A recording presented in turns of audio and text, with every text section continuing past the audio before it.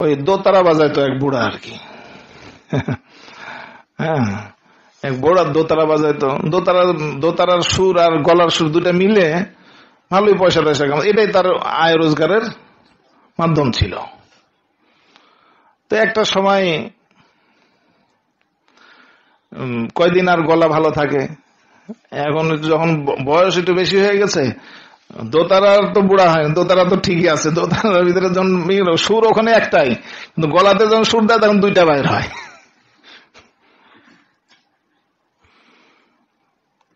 তো এখন তো মানুষ আর জুটে না, যে না এই তো গলা টলা সব শেষ হয়ে গেছে। তো এখন সে দেখলো যে আর তো আমার এখন, এটা তো মাধ্যম ছিল তার কি রিজিকের কামাবার, তো এখন তো সে আর কিছুই পায় না। হযরত ওমর রাদিয়াল্লাহু তাআলা আনহুর সময়ের আমলের ঘটনা এটা। তো সে পরবর্তীতে মানে এখন খানা পাচ্ছে না, ঘর থেকেও তাকে বারবার তাড়া দেয় যে কিছু নিয়ে আসো না। পরে অবশেষে সে এখন আল্লাহ তাআলা মানে অনাহারে পড়ে আর ইয়েতে পড়ে অভাবে পড়ে সে আল্লাহ তাআলার কাছে হাজারি করতেছে। তো সে অবশেষে দেখলো যে তার আর মজমা জমেই না, কোনোভাবেই জমে। মজমা গলা টানলেই তো 2-3টা হয়, তো মজমা জমবে কিভাবে? মজমা আর কোনোভাবেই তার জমতেছে না।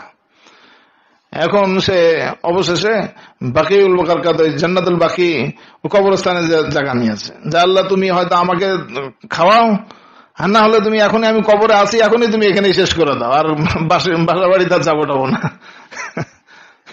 ঠিক আছে না, আর বাসা বাড়িতে আমি যাব না। আল্লাহ তাআলা ওমর রাদিয়াল্লাহু তাআলা দিলের ভিতরে ঢালছেন যে সেখানে এক লোক কান্নাকাটি করতেছে, তাকে নিয়ে এসে বাইতুল মাল থেকে ব্যবস্থা কর।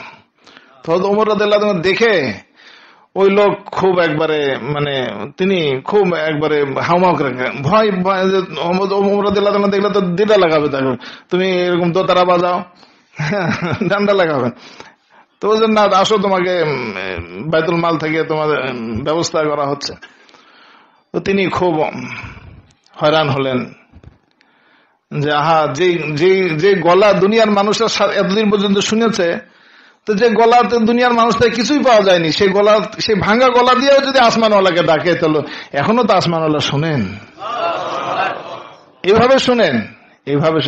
হাব্বাদা আয় হাব্বাদা আয় হাব্বাদা, তিনি বারবার আফসোস করতেন, আশ্চর্য আশ্চর্য আশ্চর্য।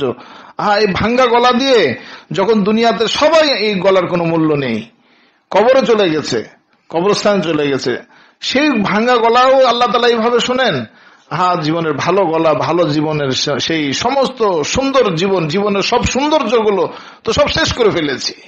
সেই সৌন্দর্য জীবন দিয়ে যদি আমি আল্লাহকে ডাকতাম, তাহলে কিভাবে আল্লাহকে পেতাম, কিভাবে সমস্ত সৌন্দর্যগুলো, আল্লাহকে পাওয়ার যে সুন্দর জীবন, একটা যৌবন আছে, সুন্দর জীবনে ত্যাগ দেওয়ার সেই ইয়ে আছে, সব তো দুনিয়ার পিছনে শেষ করেছি।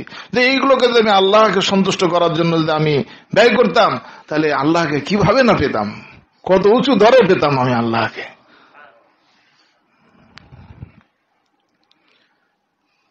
আল্লাহ তাআলা আমাদেরকে আল্লাহকে অনুসন্ধান করার তৌফিক দান করেন, আল্লাহ তাআলার দিকে অগ্রসর হওয়ার তৌফিক দান করেন।